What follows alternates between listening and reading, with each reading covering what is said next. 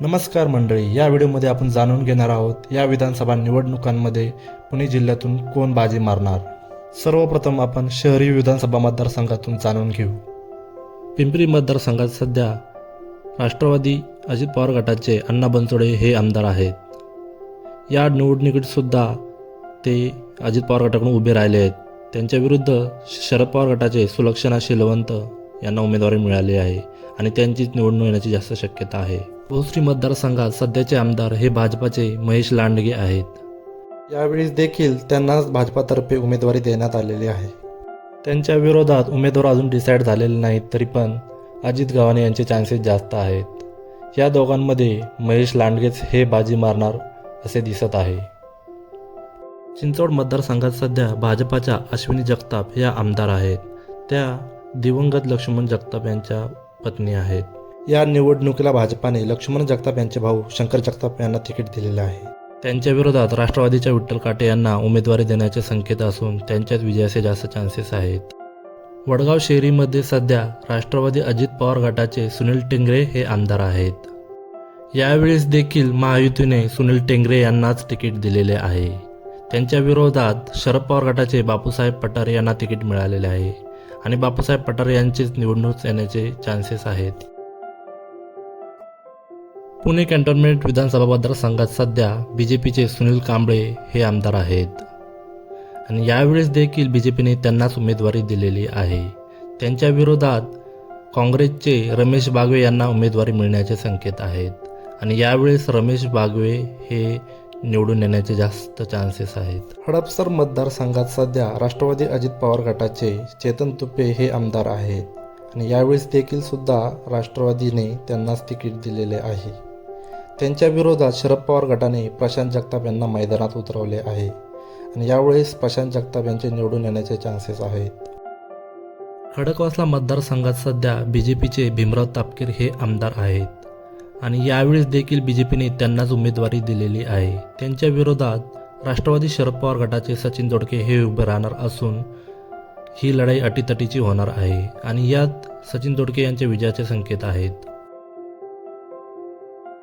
पर्वती मतदारसंघात सध्या भाजपाच्या माधवी मिसाळ या आमदार आहेत आणि यावेळेस देखील भाजपाने त्यांनाच उमेदवारी दिलेली आहे।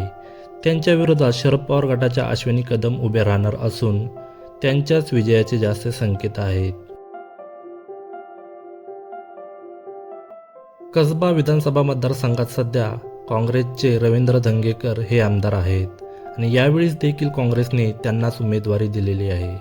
त्यांच्या विरोधात भाजपने गेल्या पोटनिवडणुकीत हरलेल्या हेमंत रासने यांनाच उमेदवारी दिलेली आहे, परंतु यावेळेस देखील रवींद्र धंगेकर हेच फेवरेट आहेत। शिवाजीनगर मतदारसंघात सध्या भाजपाचे सिद्धार्थ शिरोळे हे आमदार आहेत। यावेळीच देखील भाजपने त्यांनाच उमेदवारी दिलेली आहे। त्यांच्या विरोधात दत्ता भैरट यांना उमेदवारी देण्याचे संकेत आहेत आणि या निवडणुकीत त्यांचेच विजयाचे संकेत आहेत। कोथरूड मतदारसंघात सध्या भाजपाचे चंद्रकांत पाटील हे आमदार आहेत आणि यावेळीच देखील त्यांनाच भाजपने उमेदवारी दिलेली आहे। त्यांच्या विरोधात यावेळेस कोण लढेल हे माहीत नाही, परंतु चंद्रकांत पाटील यांच्याच विजयाची शक्यता जास्त आहे। पुढील मतदारसंघ आहे भोर। या मतदारसंघात काँग्रेसचे संग्राम थोपटे हे आमदार आहेत आणि यावेळीच देखील काँग्रेसने त्यांनाच उमेदवारी दिलेली आहे। त्यांच्या विरोधात शिवसेनेचे कुलदीप कोंडे हे निवडणूक लढणार असून संग्राम थोपटे यांचे विजयाचे चान्सेस जास्त आहेत। मावळ मतदारसंघात सध्या राष्ट्रवादी अजित पवार गटाचे सुनील शेळके हे आमदार आहेत। यावेळीच देखील त्यांना राष्ट्रवादीने उमेदवारी दिलेली आहे। त्यांच्या विरोधात अजून उमेदवार ठरलेला नसून त्यांचेच जिंकण्याचे चान्सेस जास्त आहेत। खेड आळंदी मतदारसंघात सध्या राष्ट्रवादी अजित पवार गटाचे दिलीप मोहिते पाटील हे आमदार आहेत। यावेळी देखील अजित पवार गटाने त्यांनाच उमेदवारी दिलेली आहे।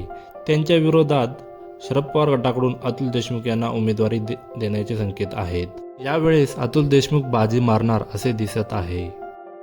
आंबेगाव मतदारसंघात सध्या राष्ट्रवादी अजित पवार गटाचे दिलीप वळसे पाटील हे आमदार आहेत आणि यावेळेस देखील अजित पवार गटाने त्यांनाच उमेदवारी दिलेली आहे. त्यांच्या विरोधात शरद पवार गटाने देवदत्त निकम यांना उमेदवारी दिलेली आहे. यावेळेस देखील दिलीप वळसे पाटील यांच्या विजयाचे चान्सेस आहेत. जुन्नर मतदारसंघात सध्या राष्ट्रवादी अजित पवार गटाचे अतुल बेनके हे आमदार आहेत आणि यावेळी देखील अजित पवार गटाने त्यांनाच उमेदवारी दिलेली आहे. त्यांच्या विरोधात काँग्रेसमधून राष्ट्रवादीत आलेले सत्य शरकर यांना शरद पवार गटाने उमेदवारी दिलेली आहे आणि त्यांच्याच विजयाची शक्यता जास्त आहे. शिरूर मतदारसंघात सध्या राष्ट्रवादी शरद पवार गटाचे अशोक पवार हे आमदार आहेत. यावेळेस देखील शरद पवार गटाने त्यांनाच उमेदवारी दिलेली आहे. त्यांच्या विरोधात अजित पवार गटाने ज्ञानेश्वर कटके यांना उमेदवारी दिलेली आहे. यावेळेस देखील अशोक पवार यांच्या विजयाचे चान्सेस जास्त आहेत. दौंड मतदारसंघात सध्या भाजपाचे राहुल कुल हे आमदार आहेत. यावेळेस देखील भाजपाने त्यांनाच उमेदवारी दिलेली आहे. त्यांच्या विरोधात सध्या तरी रमेश थोरात यांचेच नाव पुढे आहे. यावेळेस देखील राहुल कुल यांच्याच विजयाची शक्यता जास्त आहे. इंदापूर मतदारसंघात सध्या राष्ट्रवादी अजित पवार गटाचे दत्तात्रय भरणे हे आमदार आहेत. यावेळेस देखील त्यांना उमेदवारी देण्यात आलेली आहे.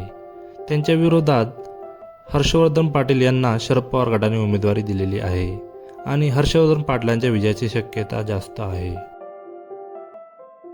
पुरंदर मतदारसंघात सध्या काँग्रेसचे संजय जगताप हे आमदार आहेत. यावेळेस देखील काँग्रेसने त्यांनाच उमेदवारी दिलेली आहे. त्यांच्या विरोधात शिंदे गटाचे विजय शिवतारे यांना उमेदवारी देण्यात आलेली आहे आणि यावेळेस देखील संजय जगताप यांच्या विजयाचे चान्सेस आहेत. किंवा महाराष्ट्रातील बहुचर्चित मतदारसंघाविषयी तो म्हणजेच बारामती.